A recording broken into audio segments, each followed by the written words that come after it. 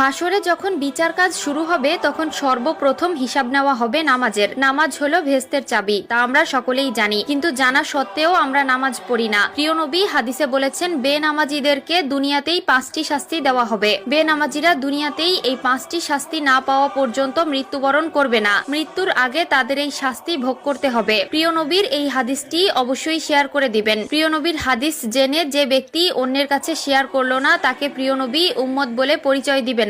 আমরা জানবো এবং অন্যকে জানাবো। এবং আপনি যদি প্রিয় নবীর উম্মত হয়ে থাকেন তাহলে অবশ্যই আলহামদুলিল্লাহ কমেন্ট করবেন। তো চলুন বেশি কথা না বলে শুরু করি আজকের ভিডিও। আজকে আমরা জানবো বেনামাজি ব্যক্তিদের দুনিয়াতে কোন 5টি শাস্তি দেওয়া হবে। বেনামাজি ব্যক্তির সর্বপ্রথম যে শাস্তি হলো সেটি হলো তার কোনো দোয়া কবুল হবে না। সে আল্লাহর কাছে যতই দোয়া করুক না কেন তার কোনো দোয়া আল্লাহর দরবারে কবুল হবে না। 2 নম্বরে যে শাস্তির কথা বলা হয়েছে তা হলো তার নেক কাজের কোনো বদলা দেওয়া হবে না। প্রিয় দর্শক, ধরুন আপনি কিছু পাওয়ার জন্য নেক আমল করলেন, কিন্তু আফসোসের বিষয় আপনি যদি বেনামাজি হয়ে থাকেন আপনার নেক কাজের কোনো ফল আপনি পাবেন না। 3 নম্বরে যে শাস্তির কথা বলা হয়েছে তা হলো চেহারা থেকে নেককারদের নূর উঠে যাবে। প্রিয় দর্শক, জন্মগতভাবেই আল্লাহ তাআলা কালো, সুন্দর, অসুন্দর সকলের চেহারায় একটি মায়াবী নূর দিয়েছেন, কিন্তু নামাজ না পড়ার কারণে তাদের চেহারা থেকে সেই নূর উঠে যায় এবং দেখতে দেখতে একসময় চেহারার অবস্থা ভয়ঙ্কর হয়ে যায়। যার চেহারা থেকে আল্লাহর নূর উঠিয়ে নেয় তার প্রতি মানুষের কোনো মায়া মহব্বত থাকে না। 4 নম্বরে যে শাস্তির কথা বলা হয়েছে তা হলো তার জীবনের বরকত উঠে যাবে।